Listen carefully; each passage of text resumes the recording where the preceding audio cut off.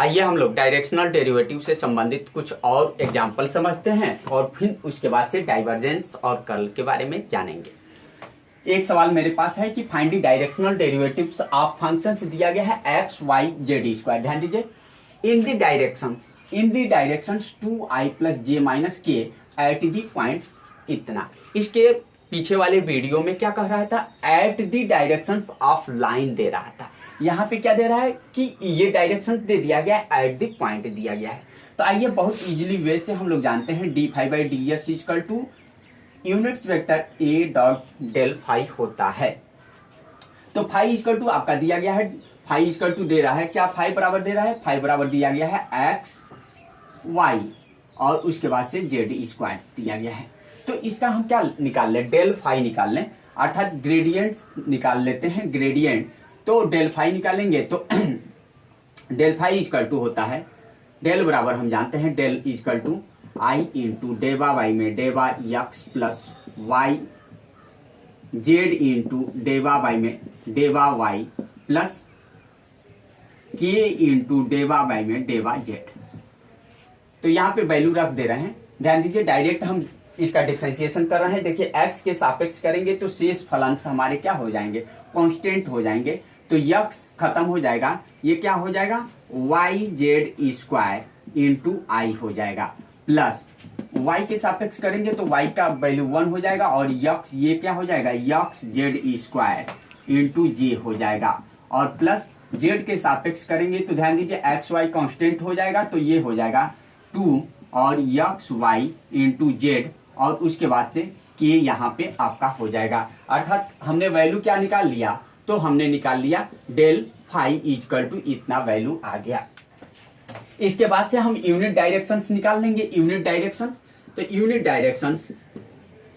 Directions equal to क्या आ जाएगा, unit directions equal to आ जाएगा, ये आपका आ जाएगा 2i प्लस जेड और माइनस के डिवाइडेड अंडर रूट में 4 प्लस 1 इज इक्वल टू क्या हो जाएगा, तो 2i plus Z plus minus क्या है के और डिवाइडेड्स क्या हो जाएगा अंडर रूट, ये आपका आ जाएगा 6, ये हो जाएगा अंडर रूट 6।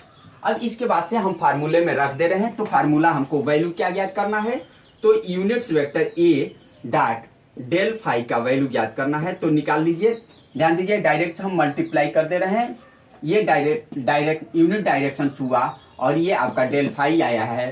तो इसमें आई का आई से मल्टीप्लाई करेंगे तो क्या हो जाएगा 1 और ये आपका आ जाएगा 2, ये आ जाएगा 2y z square, 2y z square plus आ जाएगा जेड का जेड से मल्टीप्लाई करेंगे तो क्या हो जाएगा यक्स जेड स्क्वायर और उसके बाद से इसका इसमें मल्टीप्लाई करेंगे तो आपका आ जाएगा 2xy और ये z आ जाएगा और इस पे बटे में अंडर रूट क्या हो जाएगा, अंडर रूट हो जाएगा 6।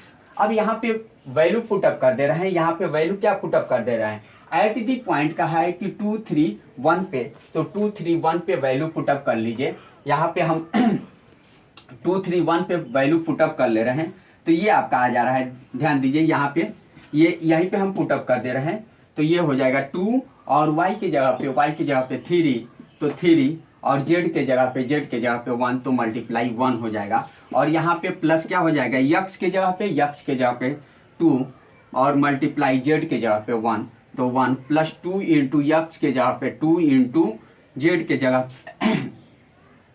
y के जगह पे 2 इंटू एक्स इंटू वाई के जगह पे 3 इंटू जेड के जगह पे 1 और डिवाइडेड क्या है अंडर रूट 6 है और इसको जोड़ लीजिए 6 और 6 2 3 जा 6 और ये 6 और ये 8 हो गया और ये 12, 8 और 12 कितना हो गया 20, तो ये 20 बाई अंडर रूट 6 आपका वैल्यू आ जाएगा। इस प्रकार से हमने डायरेक्शनल डेरिवेटिव क्या कर लिया, ज्ञात कर लिया, कैलकुलेट कर लिया। आइए आगे हम चलते हैं डाइवर्जेंस क्या होता है। तो जिस प्रकार से हम लोग ग्रेडियंट यह स्केलर पॉइंट फंक्शन के लिए डिफाइंड हुआ था, तो यहाँ पे डाइवर्जेंस और कर्ल वेक्टर पॉइंट फंक्शंस के लिए डिफाइन किया जाएगा। If we have vector point functions A, then continuously differentiations vector point functions A, then represented by divergence of A defined by del dot A, where A is the vector point functions.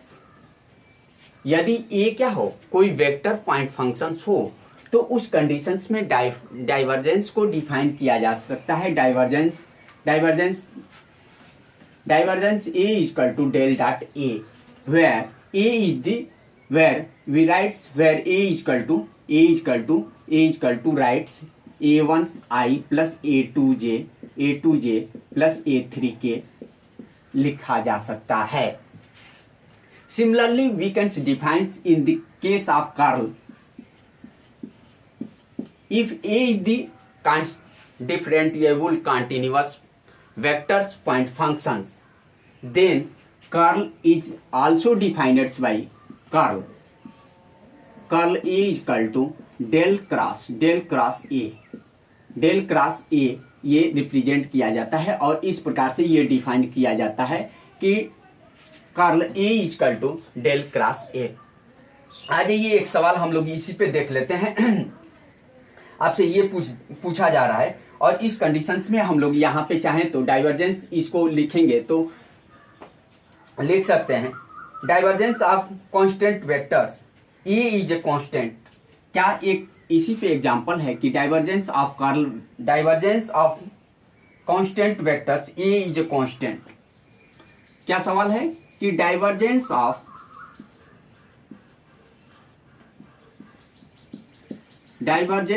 Constant vector A is constant, ये आपसे कहा जा रहा है. आइए इसको हम लोग प्रूव कर देखते हैं इस कंडीशंस में कि कैसे कांस्टेंट हो रहा है. तो यहाँ पे divergence of constant vectors A is constant, अर्थात dA by dx equal to dA by dx equal to dA by dy और equal to dA by dz equal to क्या होगा, 0 होगा. इसका वैल्यू क्या होता है, 0 होता है. इसका मान क्या 0 होता है. डाइवर्जेंस ऑफ A हम लोग यहां से कैलकुलेट कर लेंगे तो इतना ये वैल्यू आ जाएगा. इस प्रकार से आगे हम लोग कर्ल और डाइवर्जेंस के बारे में ये दोनों हम लोग कंडीशंस जाने. अब कुछ अगले हम लोग कुछ इसके आइडेंटिटीज के बारे में हम लोग जानेंगे. डाइवर्जेंस और कर्ल के आइडेंटिटी के बारे में तो एक दो यहाँ पे आइडेंटिटीज भी देख लीजिए. इनके आइडेंटिटीज को हम लोग जान लेते हैं. पहला आइडेंटिटी दिया गया है divergence of A plus B, where A and B is a vector functions, then plus minus ये हो जाएगा is equal to divergence of A plus minus divergence of क्या हो जाएगा, B हो जाएगा. इसी प्रकार से कर्ल A प्लस B अगर हम राइट करते हैं तो ये क्या हो जाएगा, curl A plus minus curl क्या होता है, कर्ल B होता है. तो ये इनके कुछ आइडेंटिटीज हैं. तो इस वीडियो में हम यहीं तक देखते हैं. नेक्स्ट वीडियो में पुनः इसके आगे का हम लोग चर्चा करेंगे. Thank you.